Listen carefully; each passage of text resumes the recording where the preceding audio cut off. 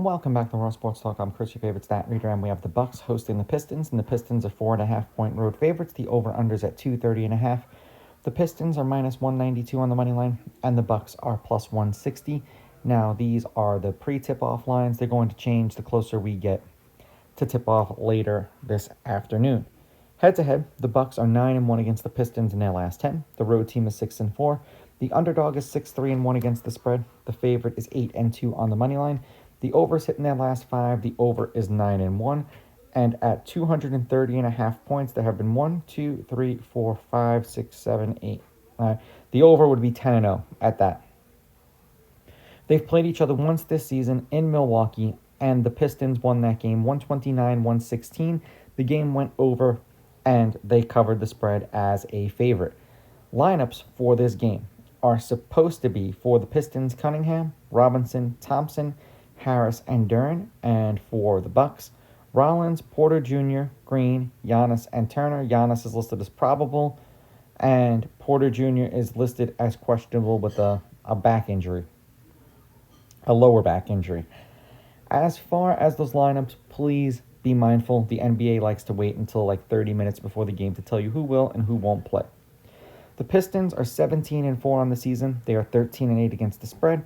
The over is 11-10, and they are 8-2 on the road. The Bucks 9-13, 9-13 against the spread. The over/under is 11-11, and they're 500 at home. They're 6-6.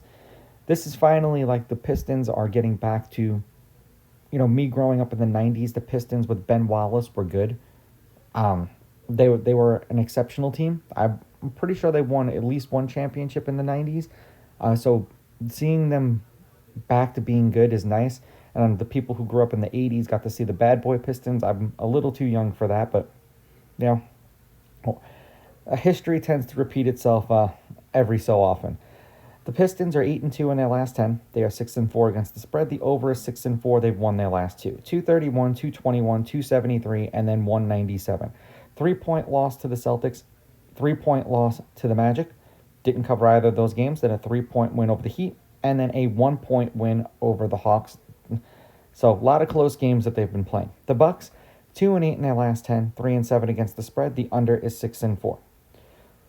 209, 227, 215, 245.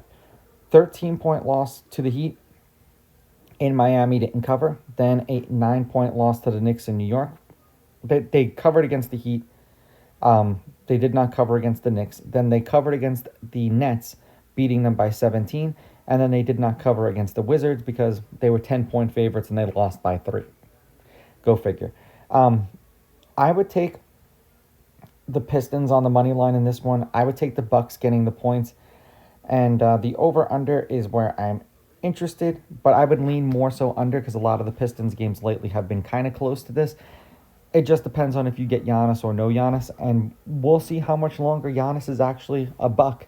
I mean, for all those people who say they're not going to trade him, those are the same people who said they weren't going to trade Luka, and look what happened.